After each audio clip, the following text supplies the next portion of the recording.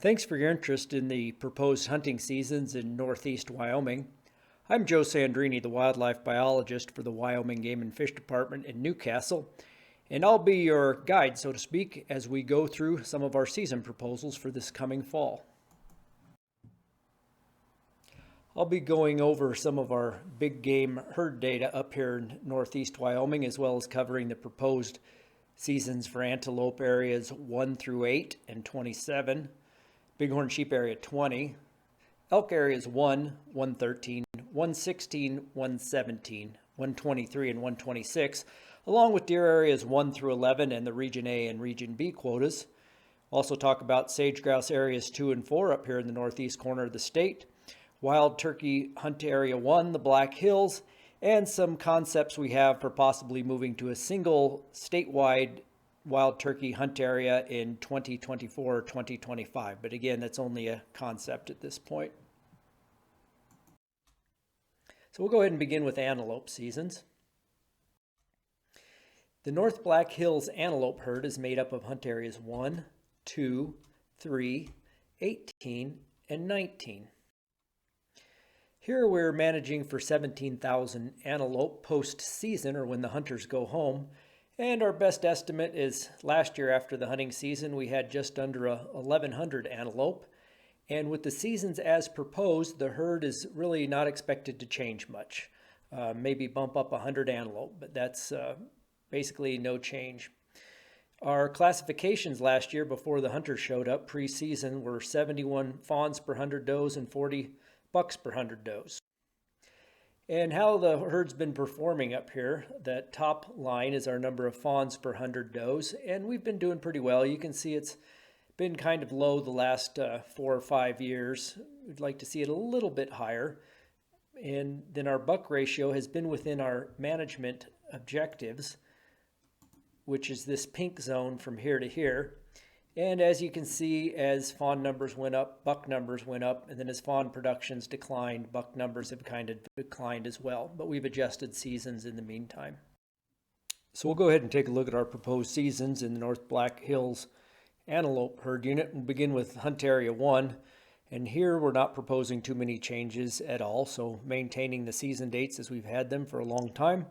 And we're only looking at reducing the type 6, the doe fawn tags, by 25 from 100 to 75.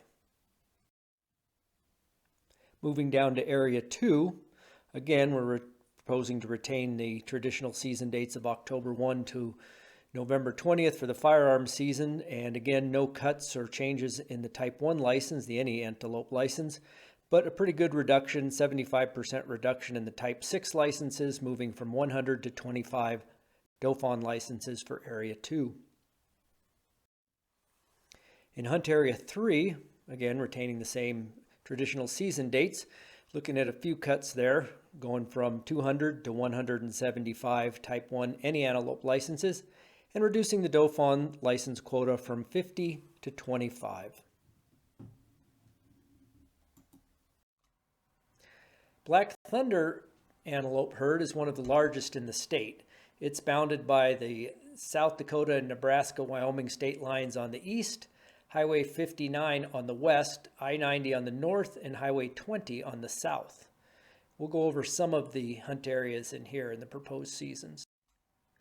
Here we're managing for 49,000 antelope postseason, and our best estimate is last year after the hunters went home, we had a bit over 35,000. Our best guess with the seasons as proposed, again, is essentially, even if we have average fawn production and survival and adult survival, that the herd numbers aren't going to change much. And that's because we've had low fawn numbers for the last few years. This last year when we classified antelope, we found 68 fawns per 100 does, but only 34 bucks per 100 does pre-season. And that's a little bit low on the bucks, as we'll see. So here's a graph of our fawn doe and buck doe ratios. And you can see as we've moved through time from 2014 to the present, our fawn ratios basically have declined, but we've had really low fawn ratios for the last 5 years. And that's what's driving herd performance a lot. That and increased mortality from the 2018-19 winter, and then hemorrhagic disease and blue tongue outbreaks the last couple of years. Below is our buck ratio, and this pink zone is the zone that we'd like to have the buck ratio in before the hunters show up in October, the rifle hunters. And as you can see, we've maintained it fairly steady, but it's declined the last couple years, or last year, and that's mainly because of poor fawn production in here and survival not keeping up with or outpacing production. In antelope hunt areas 4 and 5, we're looking at just a few changes for next year. Area 4 has already got a very conservative season up there with only 75 Type 1 any antelope tags, so we're proposing to leave that the same, as is this similar to Hunt Area 5 Type 1 tags, leaving that the same at 100.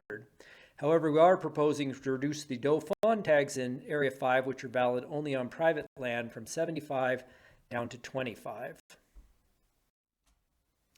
In areas 6 and 7, just outside of Newcastle, we're proposing to reduce the Type 1 any antelope tags in Area 6 from 175 down to 125, and keeping the Area 7 Type 1 tags the same. There really has been kind of a gradient from north to south in this herd, whereas the more northerly hunt areas 4, 5, and 7 have done a little bit better the last few years as far as production and survival than the hunt areas when you move south down into 6, 8, and 9 in some of those areas. In Area 8, again, we're not looking at any changes. That is a very conservative season for Area 8 compared to what we've had in the past. It's the same season we ran last year. Normally when we're in the antelope business down there, we've got about twice as many of those Type 1 tags, but we're just leaving that the same as last year. However, in Antelope Area 27, where we are seeing quite a few less bucks, we're proposing to reduce the license quota from 175 Type 1 licenses to 125. Archery antelope seasons are proposed to be the same, so they'll open in all hunt areas beginning August 15th, and at least in the hunt areas that I've gone over, they'll run to September 30th because the rifle seasons all open October 1. So that represents no change from previous years. Just to the southeast of Newcastle, we have the Cuba Canyon, the Hunt Area 20 bighorn sheep herd. This is an interstate herd, and we share management responsibilities with South Dakota. This herd's fluctuated in numbers a little bit the last few years, but we did have really good lamb production this year. Last year, when this herd wasn't performing so well, we cut back to one resident license. With the increased lamb production this year and based on our surveys from this fall, looks like we can go ahead and have 2 resident licenses for any ram valid in 2023. South Dakota's proposing to have 3 licenses this fall, which is the same as last year. They set their seasons for 2 years in a row. To just kind of put things in perspective, since we started hunting this herd in 2009 on the Wyoming side, the hunters have been 100% successful harvesting 26 rams. 20 of those were taken by residents and 6 by non-residents. We'll go ahead and move on to elk. And we'll start up in the Black Hills with the Black Hills elk herd, which is comprised of hunt areas 1, 116, and 117. Elk Hunt Area 1 is a small hunt area with 97% public land, and so it's a high demand elk area. It's hard to draw a tag in there, and so we try to manage for high hunter success. Last year, the any elk hunters were 63% successful and the cow hunters 45% successful. We've kept those tag numbers and season dates, and they're the same for quite a while in trying to manage for those better success and high satisfaction hunt area. Hunt Area 116, which is north of I-90, has gone through several changes in the past 20 years or so. We switched to a general license season back in 2013, and that increased harvest a bit. We also added some Type 1 tags in 2020. And it would be nice if we could get more cows killed in there, as we're not getting enough harvest to control that population, but is access limited. We're not looking at too many changes in there this year. We are going to go ahead and propose to extend the Type 1 season so that after the first of the year, for the month of January, if you haven't filled your Type 1 tag, you can go ahead and hunt for antlerless elk off National Forest. Otherwise, the seasons are the same as they've been for the last few years as far as the general license season and the reduced price cow-calf season. Last year, hunter success was about average for this unit, which is not very good for general license hunters, only about 20-25% success. The Type 1 licenses were experienced about the same level of success, and about 1 in 3 of the Type 7 license holders filled their tags. Because success is low in this hunt area, it also has some of the lowest hunter satisfaction in the state. Again, the biggest issue here is that the majority of the elk are on private land and access for hunters is very limited. Hunt Area 117, which comprises the bulk of the area in the Black Hills south of I-90, we've been increasing licenses steady in there since 2013 when we had 670 licenses and 264 elk were harvested, to this past year when we had almost 1,200 licenses with about 550 elk harvested.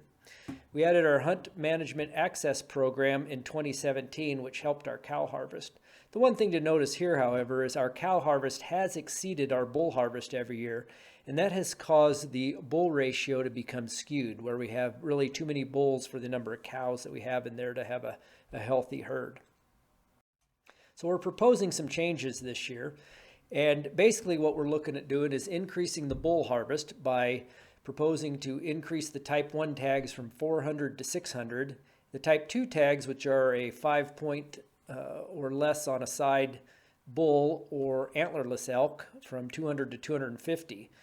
And basically then reducing the Type 4 and Type 6 licenses. They are our lowest percentage success. There's only 27% success on the Type 4s and 22 on the Type 6s. So basically what we're doing is converting these Type 4 licenses into a Type 2, a more successful license type, and then these Type 6s converting them to the Type 7, which has been our bread and butter license for harvesting elk up here with 58% last year success.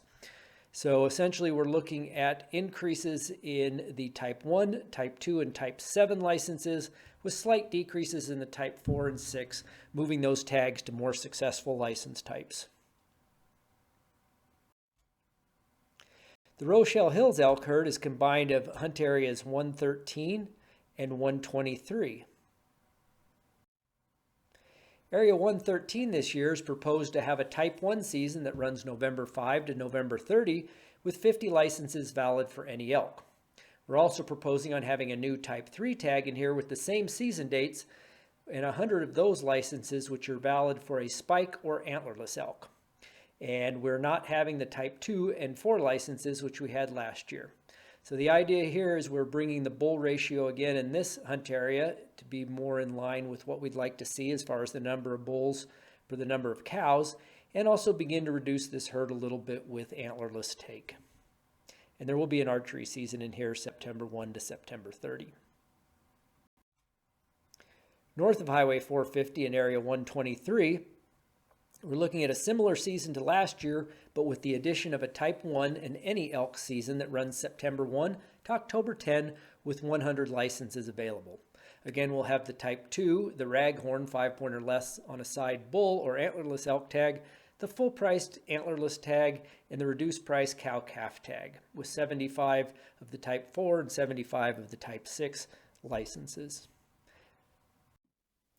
Now we'll take a look at Elk Area 126. This is a large sort of catch-all area that we don't manage for a viable population. So we run very liberal seasons out here trying to keep elk numbers at a minimum. And in Area 126, we're not looking at any changes this year. So it'll be a general license season that opens September 1 for any elk in Weston County and in that portion of Area 123 in the Raven Creek drainage, and also in that portion of Area 117 south of Highway 16. Then come October 1, it'll open in the entire hunt area along with that portion of 123 and that portion of 117 I just mentioned for any elk through the month of October. Then it switches to an antlerless season come November 1 through the end of November. We're also proposing on having our 200 Type 6 licenses in here that are valid from August 15th to December 31st within all of Area 126, but also in that portion of Area 117 south of Highway 16. So a bit of a complex regulation. If you hunt here, just have a look at it, read it over. If you have any questions, give us a shout. Archery seasons for elk are again proposed to be September 1 to September 30, except for Area 123. There's no special archery season in Area 123 because we have those 100 Type 1 any elk licenses valid for firearms opening September 1. Moving south into the Cheyenne River mule deer herd unit. And this herd unit is composed of areas 7, 8, 9, limited quota area 10, 11, 12, 13, 14, and 21. Here we're trying to manage for 27,000 mule deer post-season.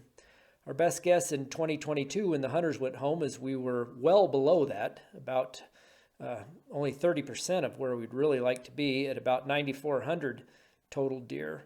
And even with the season proposed as it is, with the cuts that we've made, they were not projected to change at all next year after the hunting season. And the herd's projected to remain at the same population level. And this is basically because we've had really poor fawn production and survival in the last several years and survival of adults the last couple of years. As you can see, we only had 59 fawns per 100 does postseason last year and 28 bucks per 100 does. And some of this change in the population estimate, we did begin using a new estimating technique in 2022. But again, 5 of the last 6 years have had very poor fawn recruitment, and you can't have deer numbers if you don't have fawns.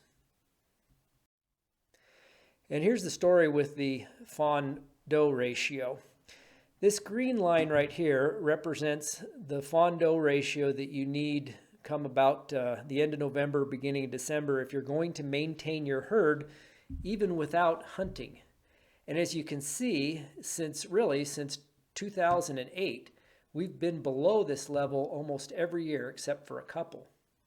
If you draw a trend line through our fawn-doe ratio, even though they've cycled, they've been trending downwards.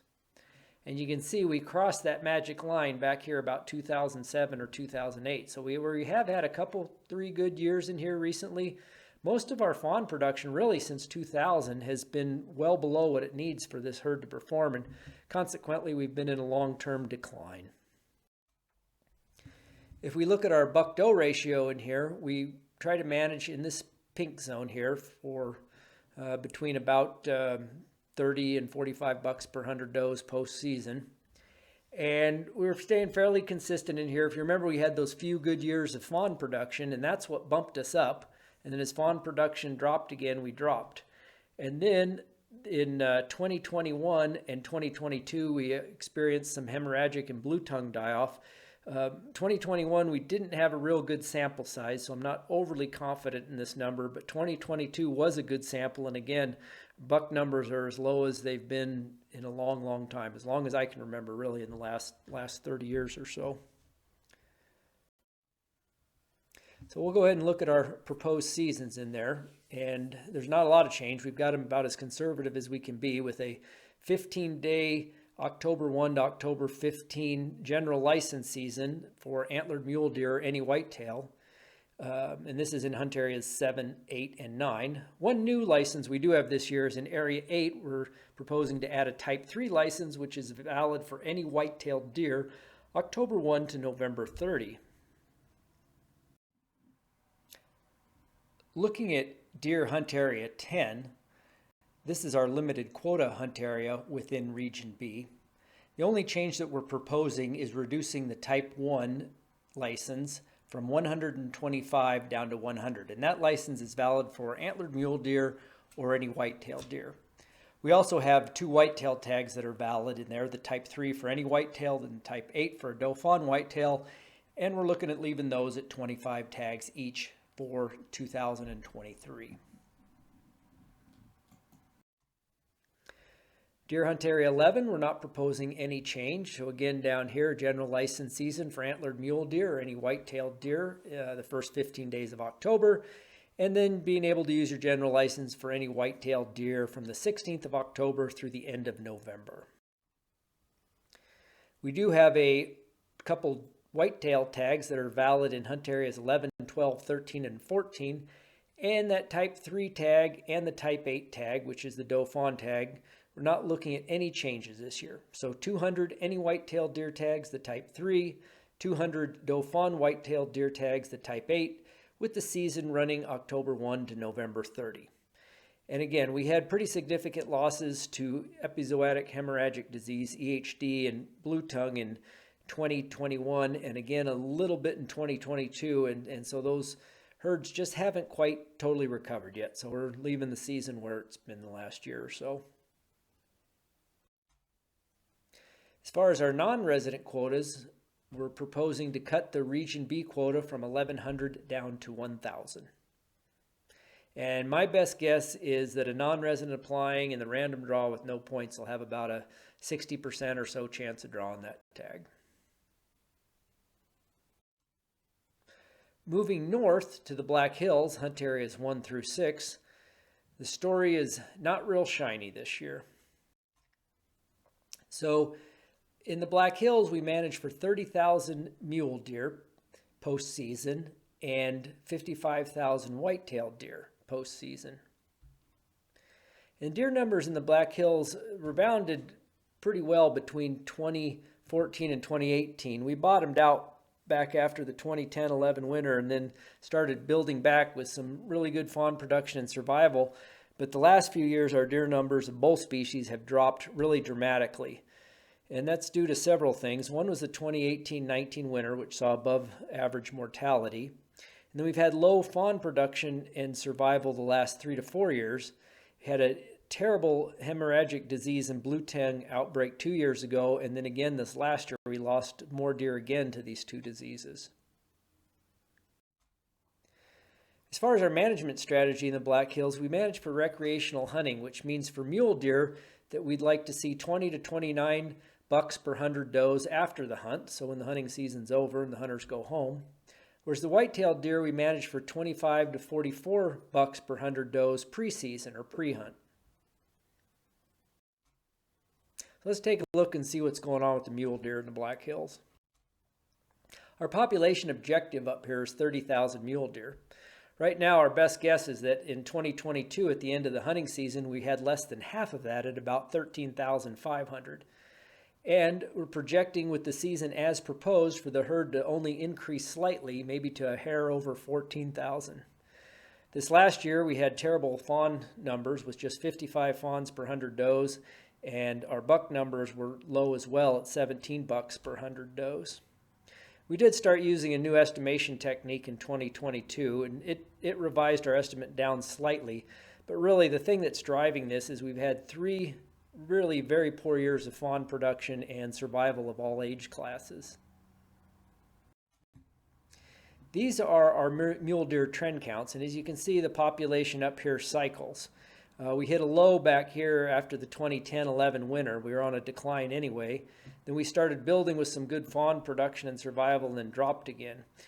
These numbers in 2021 and 2022 are a little higher than 2011, but that's because it's a little bit biased in that the deer numbers in areas 5 and 6, where we count most of the mule deer, they didn't drop as significantly as north of the interstate, whereas this year they dropped in both places quite a bit.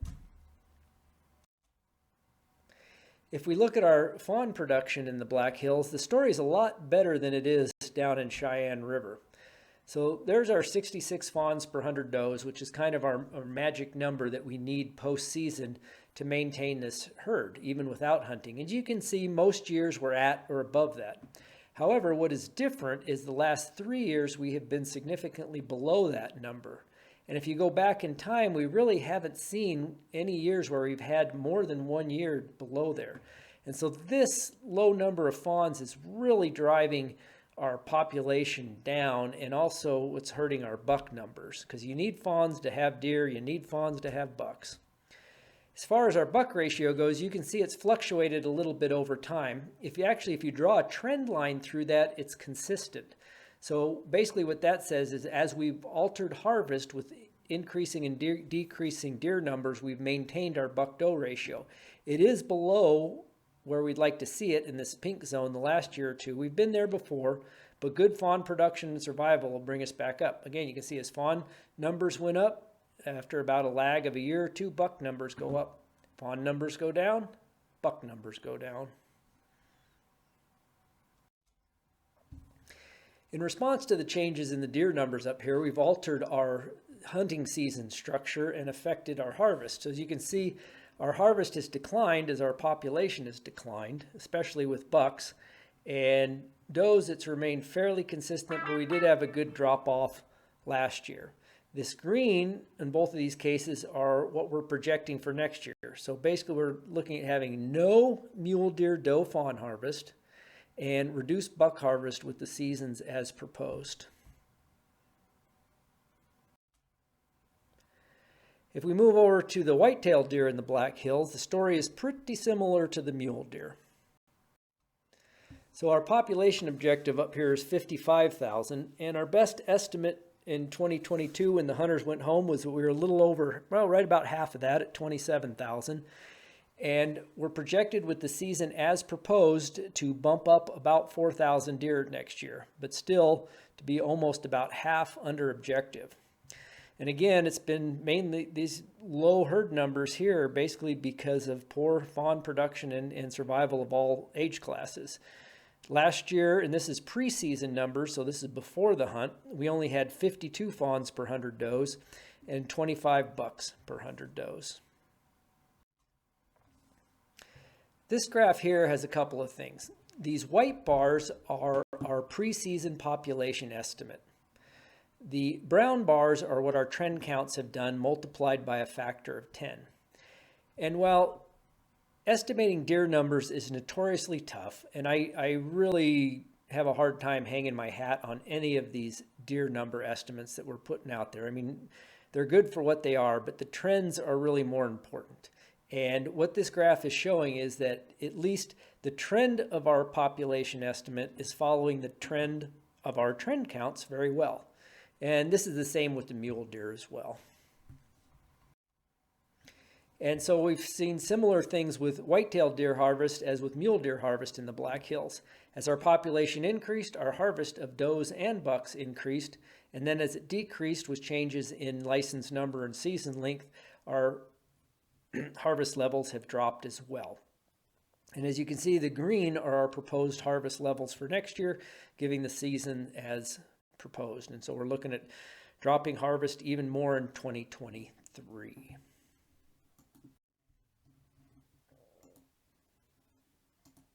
If we look at what our fawn doe and buck doe ratios have done in our whitetail herd in the Black Hills, and these are our pre-hunt ratios, the story's similar to the mule deer up here. These green bars are our fawn doe ratios, and you can see that they increased from 2011 through about 2015 and then began decreasing. Here's our magic line where we need our fawn production to be if we're going to maintain our herd numbers. And as you can see, the last 4 years, we've been well below that, and it's been declining. If we look at the blue bars, that's our buck-doe ratio. And again, the pink is the zone that we're managing for that we'd like to see. And as fawn numbers go up, buck numbers go up following a year or two behind. Fawn numbers come down, buck numbers drop. And you can see we're down below where we'd really like to be the last couple years as far as our management objective with whitetail buck numbers. This graph's a little busy, but it kind of puts the whole story of Black Hills deer together. And what we have here on this graph, on the bars, we have the pink bar is the mule deer hunter satisfaction. This light colored green bar is white-tailed deer hunter satisfaction. The yellow is mule deer hunter success. And this dark kind of olive green is whitetail hunter success. And so as you can see, as our herd increased and then decreased, hunter success and hunter satisfaction rose and peaked and then declined. This last year, hunter success and especially satisfaction were some of the lowest ever. We went from over 80% hunter success when our population last peaked to under 50% or 80% hunter satisfaction, when our population peaked, to less than 50% hunter satisfaction down here the last year. These lines represent hunter effort, or the number of days that it takes a hunter to harvest a deer. And so as the population goes up, hunter effort drops, it gets easier to shoot a deer. And then as our population declines, hunter effort goes up. And this red line is mule deer hunter effort, the green line white-tailed deer hunter effort. And you can see these last 2 years we've been over 9 days per harvest, which you can go back, basically I think is about as far as you want, at least well over the 30 years that I've been up here, and we've never seen it that hard to harvest a deer in the Black Hills. That tells us something. So we're looking at some pretty conservative seasons up here, probably the most conservative seasons in, I don't know, 70, 80 years. And with having very low fawn numbers the last 3 and 4 years in a row and very poor survival, it's the only thing we can do to try to get things turned around up here. And so looking at north of the interstate in hunt areas 1, 2, and 3, we'll begin. So north of I-90 in the Black Hills in deer areas 1, 2, and 3, we're proposing to shorten the general license season. So instead of closing as we did last year on November 20th, the season would run November 1 to November 15. And with your general license, you would be limited to harvesting an antlered deer only. We're also looking at getting rid of all of the Type 7 licenses and replacing them with a Type 8, which is a limited quota license valid for doe or fawn whitetail on private land only, with the same firearm season dates as the general license hunt. These tags are intended to allow those landowners that still wish to control whitetail numbers on their property that opportunity. Moving south of I-90 in the Black Hills, we have hunt areas 4, 5, and 6.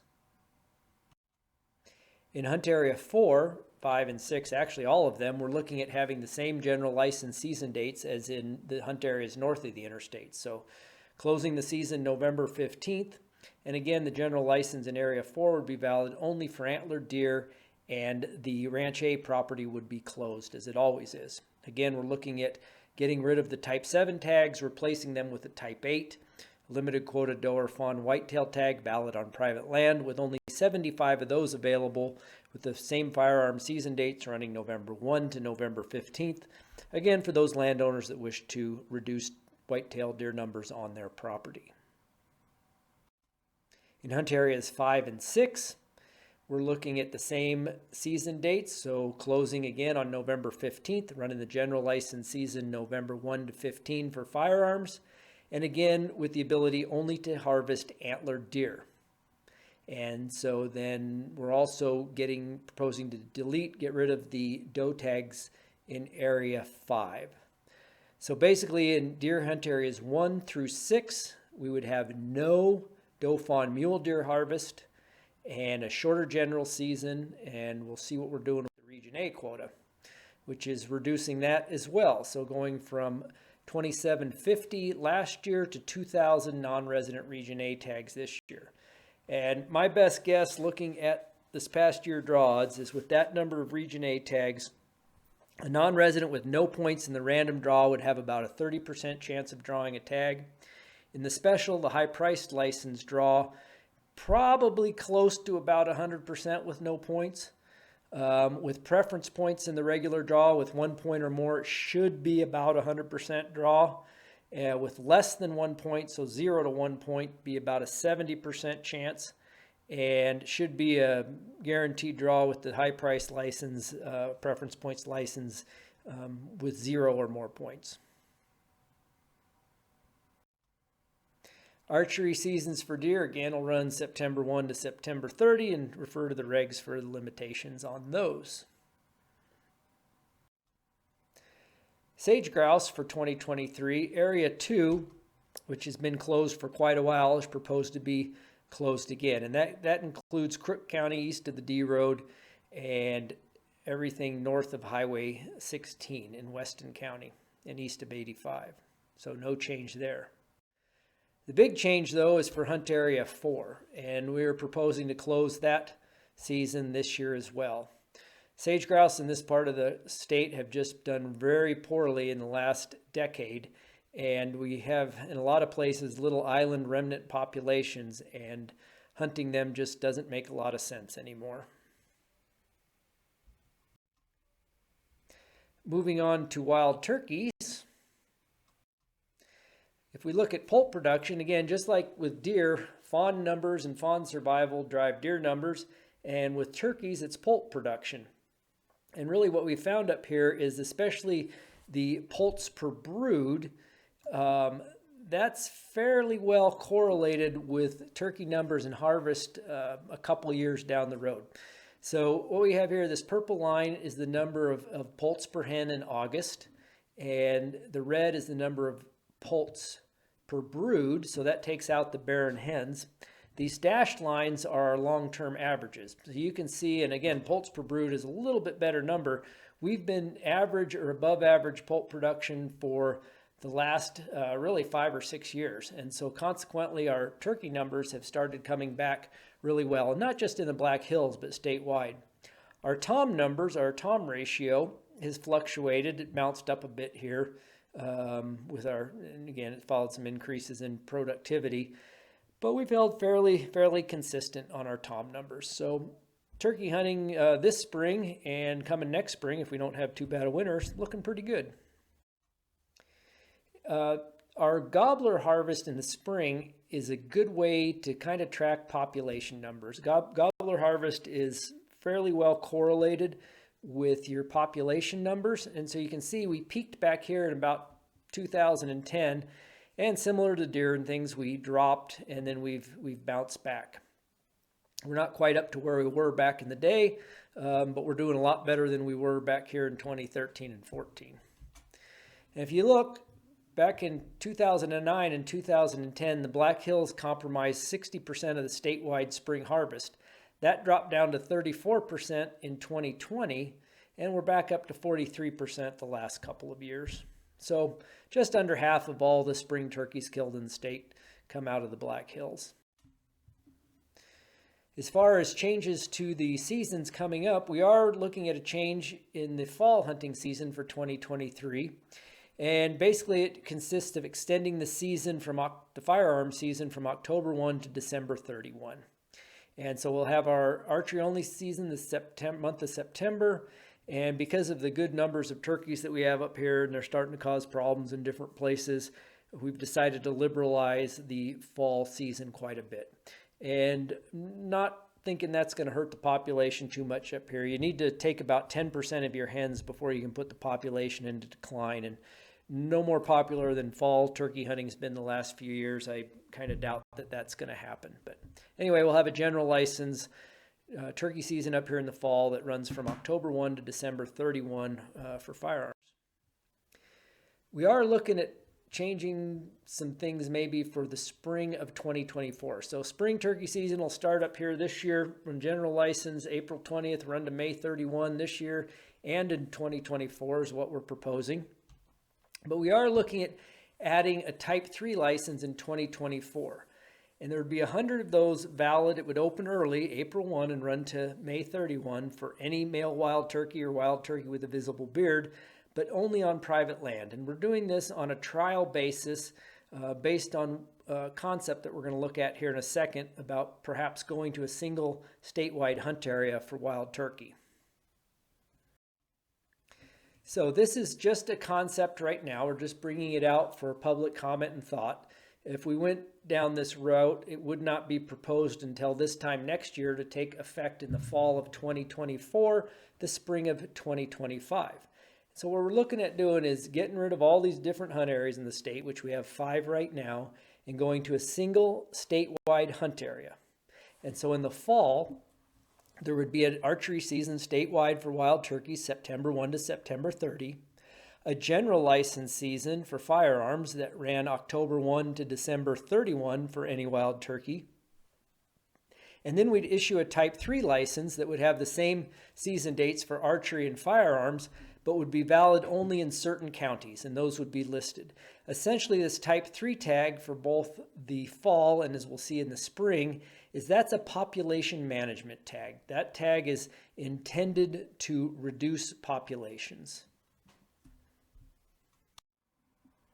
moving to the spring season with this concept of going to a single statewide hunt area for wild turkeys, what we'd look at doing if we move in that direction would be having our general license season with our standard opening date of April 20th running till the end of May.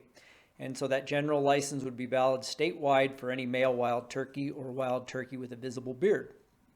We're also proposing then, if we go down this road, to issue in some instances a type 3 license.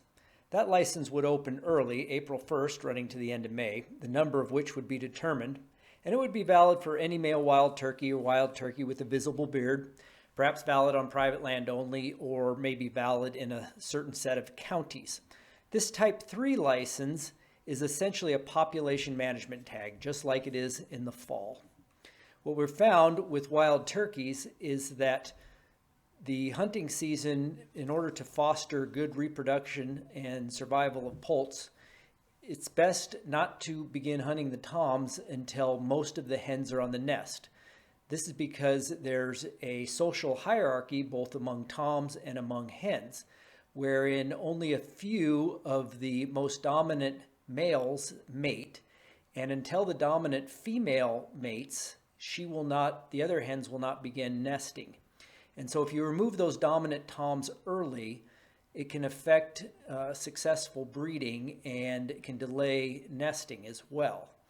And so by having that early season, that's intended to negatively impact the population by allowing early spring hunting. In some states, they've gone to just hunting turkeys in the month of May now in the spring because of what we're learning about turkey reproduction and mating systems. Also looking at maybe having some other changes to the turkey regs. Again, this would be for 2024-2025. One would be to ban roost shooting, so you would not be allowed to shoot a turkey in a tree or attempt to kill a turkey perched in a tree from 1 hour before sunset until 1 hour after sunrise the following day. We'd also like to change the evidence to sex requirement, make it more like in line with the big game, which basically means you have to have evidence of sex with you or with the carcass until it's processed, but it doesn't need to be attached. So that would mean you would have either a leg with a spur, or you'd have a patch of skin with breast feathers and a beard, and it wouldn't necessarily have to be on the carcass. You could have it there with you. Also, if we go to a statewide hunt area for wild turkey, we would move the Yellowtail Wildlife Habitat Management Area over in Bighorn County to a hunter management area with a permission slip to limit hunters there. Another thing we've been requested on numerous hunter harvest comments and other times is to move to shotgun archery only in the spring. So that's the question, is that something we ought to do? Or do we want to have shotgun and archery and maybe add rimfire? Or shotgun and archery and maybe any firearm firing a .410 shot shell, for example, a TC Contender or a BFR revolver.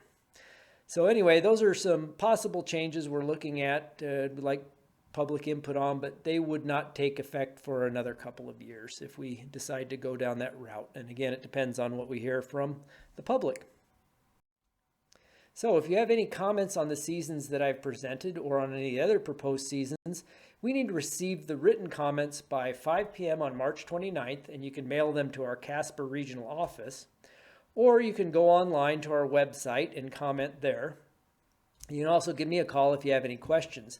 All of the written comments submitted by March 29th and the online comments are put together in a binder for the Game and Fish Commissioners for them to read. So if you provide those comments, all 7 of the Game and Fish Commissioners will be able to see them. I thank you for your time and interest in the hunting seasons in Northeast Wyoming, and hope ever how this next hunting season goes for you, it's really enjoyable. Thank you.